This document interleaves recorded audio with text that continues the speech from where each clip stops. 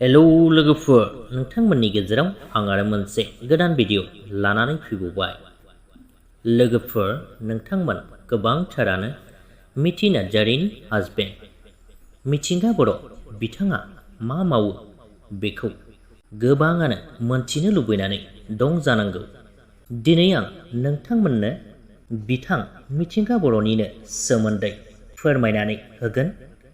बिनिखायनो भिडिअखौ स्किप खालामाजासिनो जोबजासिम नायलांब्लानो जाबाय।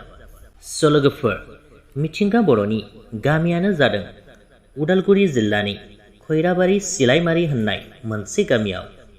बिथांनि जोनोम खालारानो जादों 1996 मायथाइनि 24 डिसेम्बराव। बिथांनि बैसोआ दायो 27 बोसोर जाबाय।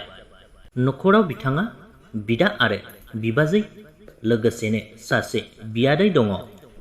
लोगोफोर, मिथिंगा बर' बिथाङा मा मावो होननानै बुङोब्ला बिथाङा जेबो गभर्नमेन्ट जब मावा। बिथांनि बिदायासो डिफेन्सआव जब मावो।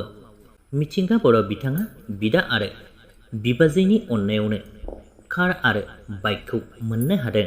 मिथिंगा बर' बिथाङा उन्दैनिफ्रायनो मोसानो मोजां मोनोमोन, बेनिखायनो बिथाङा डान्स क्लासबो लाबोदोंमोन।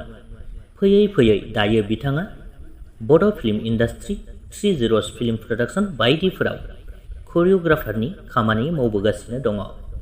लोगोसेनो आरोबाव बिथाङा सरगम संगीत एकाडेमियाव टिचार आरो करिय'ग्राफारनि खामानि मावनानै दङ। बिब्दिनो बिथाङा गोबांथार मिउजिक भिडिअफ्राव करिय'ग्राफ खालामबोबाय दङ। लोगोफोर, जानो हागौ नोंथांमोन गोबांथारानो मिथिंगा बर' बिथांनि सोमोन्दै मिथि मोनबाय। दासिम बिथांनि सोमोन्दैनि भिडिअआबो बेखिनियानोमोन।